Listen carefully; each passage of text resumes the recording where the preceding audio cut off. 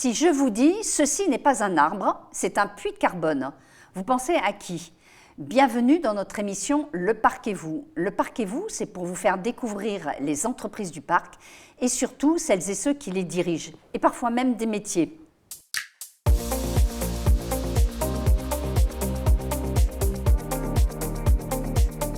Bonjour Jérémy, tu es le dirigeant du site de Saint-Ouen-l'Aumône de la société Idéverdé. Merci beaucoup d'avoir accepté notre invitation. Merci à vous. Juste pour planter, parce que je vais utiliser d'autres mots quand même avec toi, pour planter le décor, Idéverdé, c'est 55 agences en France. C'est une présence dans 6 pays. Donc Idéverdé se dit leader européen. C'est le leader européen des espaces verts, effectivement. On est présent effectivement partout en France avec plusieurs agences et ce qui nous permet de couvrir l'ensemble du territoire avec une proximité locale liée à ces agences. Et dans les autres pays, vous avez ce même style de structure, d'organisation et d'image, parce que vous avez une image quand même d'expertise dans différents domaines d'ailleurs. Tout à fait, on est présent sur tous les secteurs des espaces verts avec des particularités, l'entretien, la création, mais aussi des spécificités, les aires de jeu, les lagages, les plantes d'intérieur, et présent partout en Europe en tout cas, présent sur 6 pays, le Royaume-Uni, l'Écosse, les Pays-Bas, le Danemark, l'Allemagne plus récemment et la Suisse également. Bon, et bientôt sûrement un autre pays. Sûrement. Vous n'allez pas vous arrêter là? Non, l'idée c'est aussi de racheter aussi des structures et puis de gagner en expérience aussi avec les autres pays qui apportent une culture un peu différente, qui apportent des façons de faire différentes. Et l'intérêt c'est de pouvoir aussi croiser un peu ce qu'on peut trouver ailleurs qu'en France et de pouvoir voir si on peut partager les bonnes expériences entre les pays. Alors, là, comme tu l'as dit, l'activité s'organise autour de plusieurs expertises. Oui, tout à fait. Donc, l'entretien, la création. Et dans différents secteurs, comme tu viens de le dire, les collectivités territoriales, mais aussi les particuliers, les entreprises. Tout à fait. On fait peu de particuliers, mais certaines agences en France le font. Ici, en tout cas, on est beaucoup plus lié à la collectivité et aussi aux entreprises. Et on fait 50% de travaux, 50% d'entretien. D'accord. Tu me disais que chaque agence a une spécificité, celle de SOA? Celle de SOA a une spécialité sur l'élagage. On a principalement de l'entretien et de la création, et on a une spécialité élagage. Quels sont les clients d'Idéverdé? Bon, tu me disais, oui, les collectivités, mais j'ai vu, il y a dans la santé, dans l'éducation, l'habitat, les espaces de loisirs, le sport. En fait, on a envie de vous dire, on sait que vous n'êtes pas. C'est vrai qu'on est présent sur beaucoup de secteurs. De toute manière, dès qu'il y a de l'espace vert, on essaye d'être présent. Donc ça peut toucher n'importe quelle structure. Il suffit un siège social, une usine, une industrie, un collège, une collectivité. On est capable de répondre à l'ensemble des secteurs du moment qu'il y a de l'espace vert. Les valeurs de l'entreprise. Alors, je te pose cette question car Idéverdé donne l'impression d'être vraiment une entreprise engagée. On trouve toujours sur votre site web le mot « travailler plus vert »,« apprendre plus vert ». Vous prenez position, expert pour une vie plus verte. Ce sont vraiment les valeurs de l'entreprise ? Tout à fait. L'ensemble de nos collaborateurs sont sensibilisés sur ces sujets-là au quotidien et on veut se positionner comme un vrai acteur partenaire de nos clients pour agir sur l'environnement plus largement. Donc on ne veut pas faire uniquement de l'entretien ou de la création d'espaces verts, mais aussi on veut apporter un savoir-faire, un conseil et à travers tout ça, le but étant de protéger l'environnement. Oui, parce que dans les villes et les campagnes, la biodiversité végétale et animale est menacée, une évolution inquiétante. Quand l'on sait que les abeilles et les insectes sont nécessaires pour maintenir la chaîne alimentaire, nous aidons les gestionnaires de sites à favoriser la biodiversité dans leur propre environnement. Donc là, c'est vraiment une prise de position, mais vous leur amenez aussi des solutions pour préserver justement cet environnement aussi bien vert, on va dire, qu'animal? Oui, à travers tout simplement nos partenariats et nos contrats, on a de plus en plus des actions en faveur de la biodiversité qui nous sont demandées. Enfin, des exemples assez concrets, hein, c'est qu'au-delà d'entretenir une zone, déjà on va l'entretenir d'une certaine manière, puisqu'on parle de plus en plus de gestion différenciée. Donc les techniques... C'est-à-dire gestion différenciée? C'est de la gestion, mais réfléchie, enfin c'est de la gestion d'entretien, mais réfléchie pour respecter l'environnement et laisser la biodiversité se développer, respecter le végétal aussi, c'est-à-dire c'est des tailles à différents moments, éviter des coupes rases, éviter des sols nus, voilà, pour favoriser la biodiversité dans les différents espaces verts ou jardins. Alors quand tu as un client, parce que nous avons eu un client sur le plateau, notre photographe qui nous a dit, mais pose-lui la question pendant l'interview, comment éliminer des taupes? Donc qu'est-ce que tu lui répondrais? Alors les taupes, moi je répondrais que ce n'est pas forcément nuisible. Aujourd'hui, la taupe, elle sert à aérer le sol, donc c'est un être vivant et qu'il faut aussi respecter dans le monde dans lequel on vit. Effectivement, ça peut être ennuyeux d'avoir des monticules de taupe voilà, dans notre jardin, mais il faut penser qu'un monticule de terre qui arrive dans un jardin, bah, c'est de la terre qui remonte du sol, donc la taupe elle entraîne avec tout plein d'animaux. Et du coup, bah, ça peut servir à d'autres animaux de venir se nourrir aussi de tout ça. Donc effectivement, c'est dérangeant. Puis tu peux t'en servir aussi pour mettre dans tes pots de fleurs. Voilà, parce si que on la veut terre les enlever, est très légère et très, très belle. Donc voilà, donc notre photographe a la réponse. Il continue à... En fait, il faut qu'il fasse un élevage de taupes. Quelle est votre politique RSE, vos engagements au sein d'IDVRD? Alors, c'est vrai qu'on a depuis quelques années entrepris cette démarche. On a même l'ambition de passer une certification qui s'appelle B Corp. Donc, RSE, on est au quotidien à travers dans nos structures, dans nos institutions, pardon, dans nos agences, tout simplement. On met en place à la fois du social à travers l'embauche qu'on propose, de l'environnement à travers forcément le respect de certaines traditions ou de certaines choses qu'on va faire en agence, le tri sélectif, la gestion de nos déchets, et également aussi sur la partie beaucoup plus environnementale et avec ce qu'on va proposer pour les clients. Tout à l'heure, je te disais que c'était une entreprise engagée, mais on a l'impression que c'est plus qu'une entreprise engagée. Enfin, l'impression que ça donne, c'est qu'il y a pratiquement un rôle éducatif. Alors, je te dis ça pourquoi? Parce qu'en allant sur votre site web, j'ai vu que vous aviez beaucoup d'articles, et notamment des articles, je te donne quelques exemples, enfin tu dois le savoir, l'air intérieur de nos habitats, sur le pouvoir des polluants des plantes. Bon, j'ai appris depuis qu'il fallait mettre beaucoup de plantes quand même dans une pièce pour que ça dépollue, mais aussi sur les solutions fondées sur la nature pour lutter contre les changements naturels, sur le rôle des abeilles. Vous avez toujours cette démarche vis-à-vis de vos clients, voire plus? Parce que tu n'es pas client, tu vas sur le site, tu apprends aussi plein de choses. Oui, ça nous paraît être essentiel. D'ailleurs, en tant que leader, effectivement, il faut apporter aussi des solutions un peu différentes à nos clients. Pouvoir parler, effectivement, ou entretenir ou créer des espaces verts, c'est ce qu'on veut faire au quotidien, c'est la base. Mais si on peut, effectivement, aussi, à travers nos actes et à travers notre discours, sensibiliser, effectivement, les différentes personnes au respect de l'environnement, on essaye de le faire, oui, au quotidien. Oui, parce que je vois, il y a certains articles, pourquoi avons-nous besoin des abeilles, mais aussi des règlements climatiques, que faire face à l'inquiétante augmentation des catastrophes climatiques.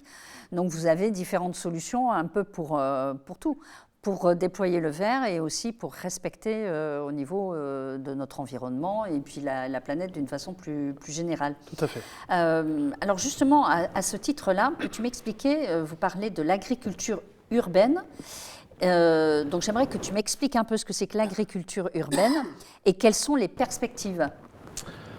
Alors l'agriculture urbaine, de plus en plus, effectivement...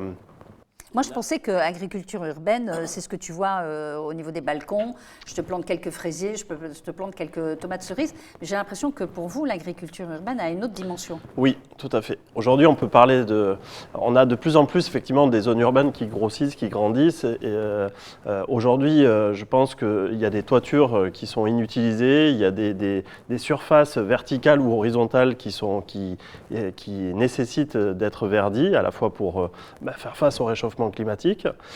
Et en plus, si on peut apporter une solution un peu différente avec effectivement cette agriculture qui peut peut-être servir sur certains sites, pourquoi pas le faire. Donc c'est un jardin commun à tous les habitants, par exemple, d'un immeuble ou au niveau d'une entreprise, d'avoir quelque chose de divertissant sur le toit de son... Oui, on peut retrouver ça, les rooftops aussi, qui sont aussi beaucoup qu'on peut retrouver sur Paris. C'est effectivement des endroits où on peut cultiver des choses et de plus en plus, aujourd'hui, on réfléchit à des solutions à la fois pour végétaliser le vertical comme l'horizontal. Et en même temps pour faire un isolant. Oui. D'après toi, quels sont les prochains défis que IDVRD va devoir surmonter ou anticiper ?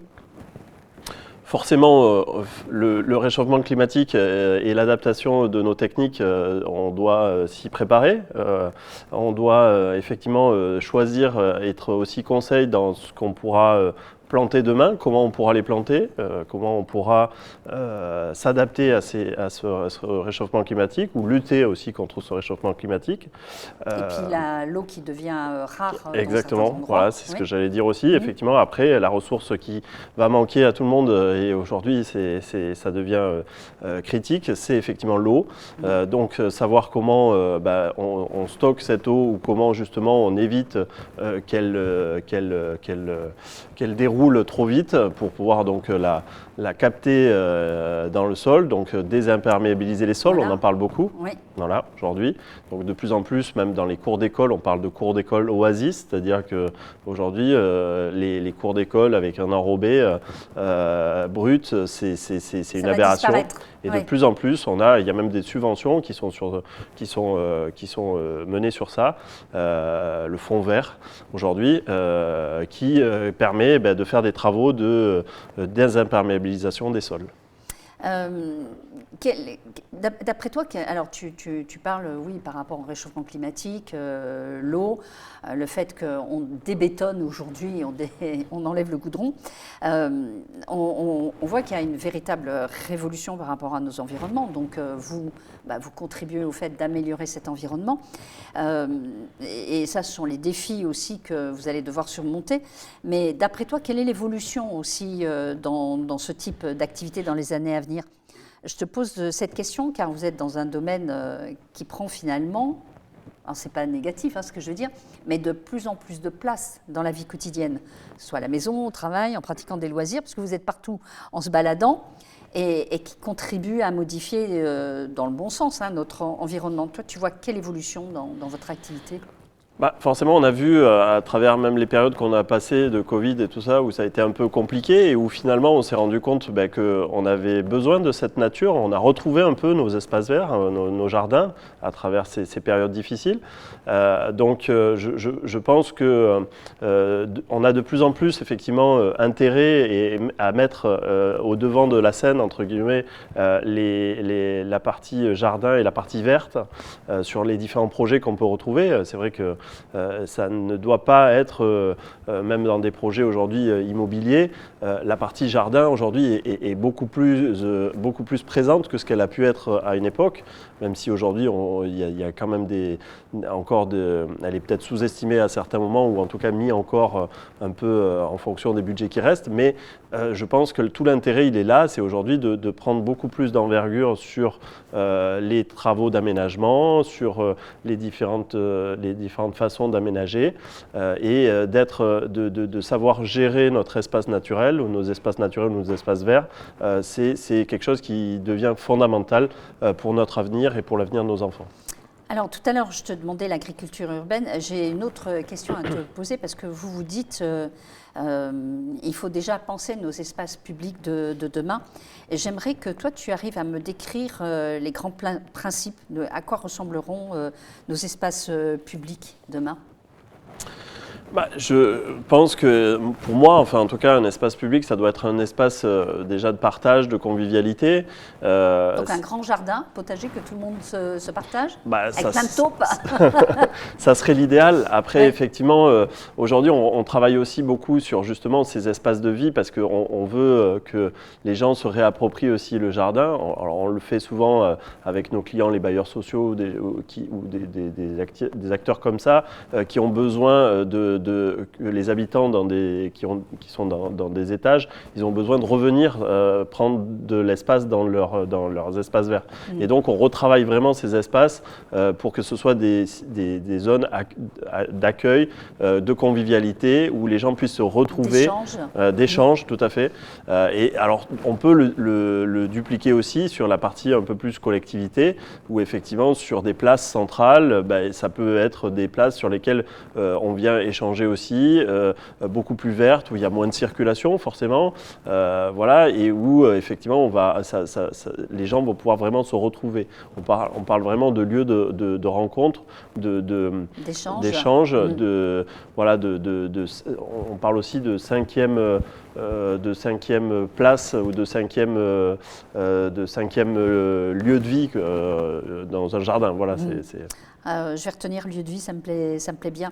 Quelle est la valeur ajoutée d'Idées Verdées? Qu'est-ce qui fait la différence? Qu'est-ce qui fait que je vais appeler Idées Verdées plutôt qu'un de tes concurrents? Alors, principalement, on a un savoir-faire quand même depuis pas mal d'années maintenant. On s'entoure de collaborateurs qui sont formés, qui sont sensibilisés à tout l'environnement, qu'on essaye de former aussi au cours de l'année sur différentes techniques. On a une grosse dynamique et une grosse importance sur la sécurité, puisque la sécurité aussi, c'est notre priorité. Donc on veut essayer de bien faire notre travail tout en apportant effectivement autre chose que le simple entretien ou création d'espaces verts, oui, donc la partie conseil. C'est cette dimension que nous avons évoquée ensemble. Alors, des questions un peu plus personnelles. Comment es-tu arrivé dans cette entreprise? Ne me dis pas que tu es né dans un chou, parce que ça, je te croirais pas.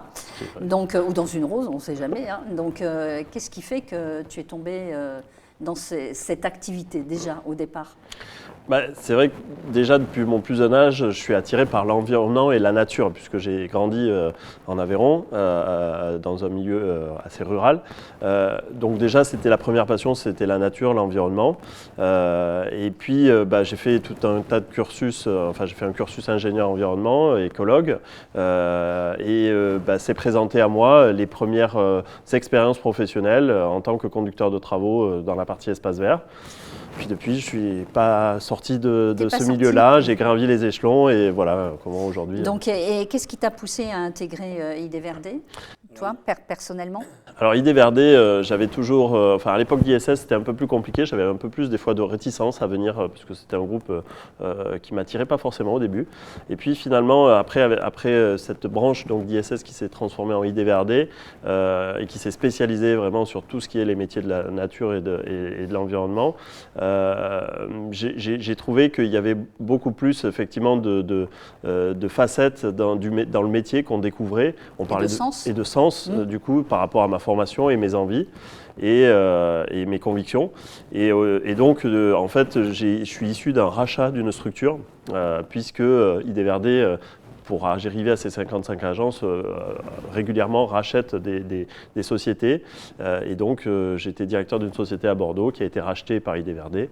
Et voilà comment je me suis retrouvé dans le groupe Idées Verdées. Alors, c'est marrant parce que souvent, quand les gens racontent ce genre d'histoire, ils le vivent plutôt mal. Toi, tu le vis avec un grand sourire. Ça t'a donné une autre dimension, Idées Verdées?